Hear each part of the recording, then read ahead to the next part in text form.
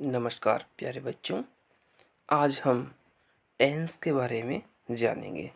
Tense जो कि लगभग सभी कक्षाओं के लिए एक समान रूप से उपयोगी टॉपिक है। जैसा कि आप जानते हैं कि टेंस मुख्यतः 3 प्रकार के होते हैं: प्रेजेंट टेंस, पास्ट टेंस और फ्यूचर टेंस।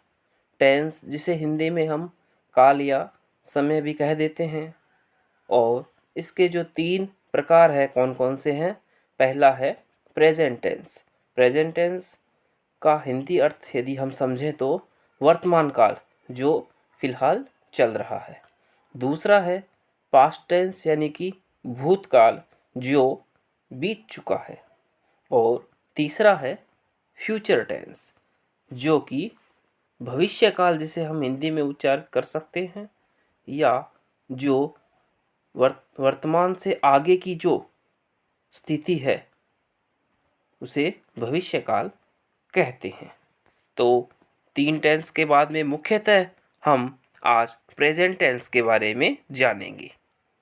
तो जैसा कि मैंने बताया कि आज हम प्रेजेंट टेंस के बारे में जानेंगे, तो इसके पहचान सूचक जो शब्द है या जो इसकी हेल्पिंग वर्ब्स है वो हम यहाँ पे देख पा रहे हैं। जैसे कि वर्ब की फर्स्ट फॉर्म प्लस अस या ईएस, वर्ब की first form is, am, are, has, have, ये सारी की सारी इसकी हेल्पिंग वर्ब्स हैं जो प्रेजेंट टेंस को इंगित करती है। यदि किसी सेंटेंस में ये सारी हेल्पिंग वर्ब, इनमें से कोई हेल्पिंग वर्ब है तो वो प्रेजेंट टेंस को सूचित करती है, इंगित करती है।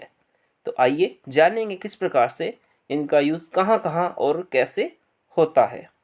तो यदि अपना सब्जेक्ट सिंगुलर है यानी कि एक वचन सब्जेक्ट है, तो उसके साथ हम वर्ब की फर्स्ट फॉर्म प्लस अस या ईएस, इसमें से हम लगाएंगे। यदि हमारा सब्जेक्ट प्लूरल है तो उसके साथ अस या ईएस का कोई भी मोल नहीं रहेगा, यानी कि हम वर्ब की फर्स्ट फॉर्म का ही यूज़ करेंगे। जब ऑप्शन में इन दोनों में से दिया हुआ हो कि वर्ब की फर्स्ट फॉर्म के साथ अस या ईएस या वर्ब की फर्स्ट फॉर्म लगाएंगे, तो दोनों में से अपने को सबसे पहले देखना है उसका सब्जेक्ट, वाक्य का सब्जेक्ट देखेंगे और उसकी अकॉर्डिंग वर्ब की फर्स्ट फॉर्म के साथ अस या ईएस या वर्ब की फर्स्ट फॉर्म को लगाएंगे। आगे है इज। इज का यूज़ करते हैं अपने सिंगुलर सब्जेक्ट यानी कि एक वचन के साथ में।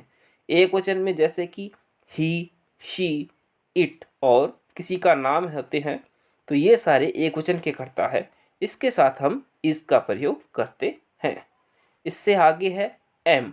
एम का प्रयोग सिर्फ और सिर्फ आई के लिए होता है। यह स्पेशल एम है जो आई के लिए ही बना है।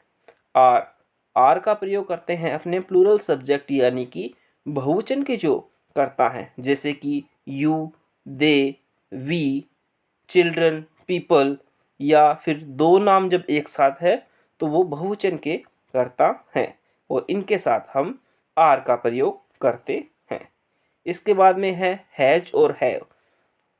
जैसा कि ऊपर हमने देखा कि सिंगुलर और प्लूरल, इसी प्रकार से हैज और हैव में भी हैज़ का प्रयोग सिंगुलर सब्जेक्ट के लिए यानी कि एक वचन के कर्ता के लिए करेंगे और हैव का प्रयोग बहुवचन के कर्ता के लिए करेंगे। तो आप सबने देखा is, am, are, has, have verb की फर्स्ट फॉर्म के साथ अस या ईएस, ये सारे प्रेजेंट टेंस की ओर अपने को इशारा करते हैं। अब अपने जानेंगे कि सब्जेक्ट्स जो मैं बार बार बोल रहा था, सिंगुलर सब्जेक्ट्स, प्लूरल सब्जेक्ट्स, तो वो कौन कौन से हैं और कैसे सिंगुलर है और कौन से प्लूरल है, उसके बारे में हम जानेंगे। तो सिंगुलर सब्जेक्ट्स यानी कि एक वचन कर्ता, जो कि है ही, शी, इट और किसी का नाम, ये सारे के सारे एक वचन के कर्ता है। और इसके बाद में है प्लूरल सब्जेक्ट्स यानी कि बहुवचन के कर्ता। बहुवचन कर्ता में I, we, you, they, children, people और दो नाम एक साथ जब आते हैं तो ये सारे बहुवचन के कर्ता हैं। आइए आगे के उदाहरण के माध्यम से इन्हें और अच्छे से समझेंगे।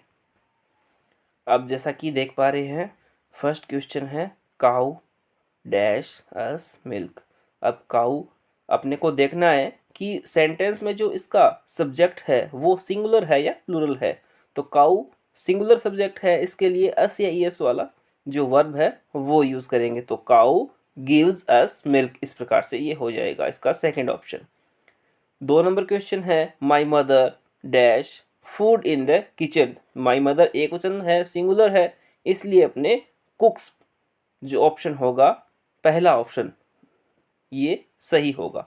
माई mother cooks food in the kitchen.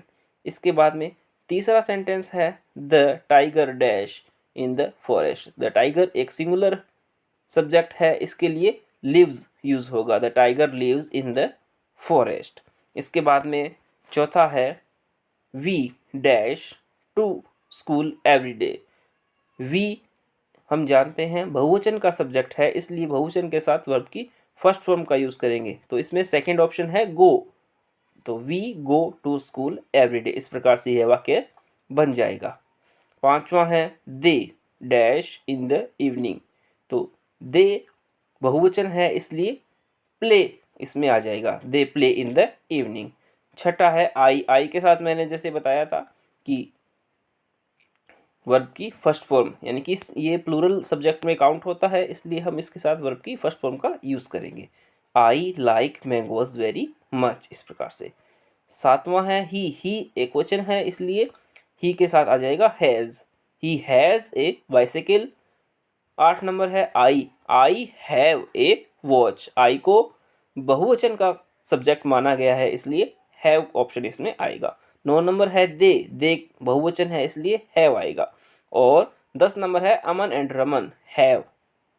तो इसमें बहुवचन के जो करता है इसके कारण हैव आ जाएगा। Aman and Raman have the same bag. इसके बाद में कुछ और उदाहरण हैं जो कि इज एम आर से संबंधित है। बच्चों मैंने बताया कि इज का यूज़ अपने सिंगुलर सब्जेक्ट के लिए करते हैं, एम का यूज़ आई के साथ करते हैं और आर का यूज़ प्लूरल सब्जेक्ट्स के साथ करते हैं। तो आइए देखते हैं। पहला जो सेंटेंस है प्रकाश, तो किसी का नाम है, ये सिंगुलर सब्जेक्ट में काउंट होता है, तो इसके साथ अपने इज का यूज़ करेंगे। Prakash is doing his homework. Second है आई के साथ मैंने बताया एम का यूज़ होगा। आई के साथ जो एम है वो सिर्फ आई के लिए बना है एम, तो इसलिए I am sharpening the pencil, इस प्रकार से हो जाएगा। Third one is his mother. His mother singular subject है, इसके लिए इज आएगा। His mother is putting garbage into the dustbin. Next है वी एक प्लूरल सब्जेक्ट है, इसके साथ आएगा are. We are playing in the ground. पांचवा है आई के साथ एम का यूज़ करेंगे। I am going to buy some books from the market. छठा है माई ब्रदर्स। ये माई ब्रदर्स यानी कि बहुवचन प्लूरल सब्जेक्ट्स हो गए, इसके साथ आर का यूज़ करेंगे। My brothers are flying kites in the morning. सातवां है शी एक सिंगुलर सब्जेक्ट है, इसके साथ इज का यूज़ करेंगे। She is reading A newspaper. आठवां है ए हंटर, एक वचन है, इसके साथ इज का यूज़ करेंगे। A hunter is coming to shoot animals.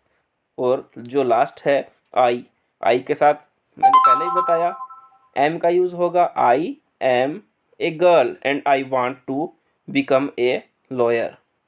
बच्चों उम्मीद है आज का टॉपिक आपको बड़े ही आसानी से समझ आया होगा। धन्यवाद।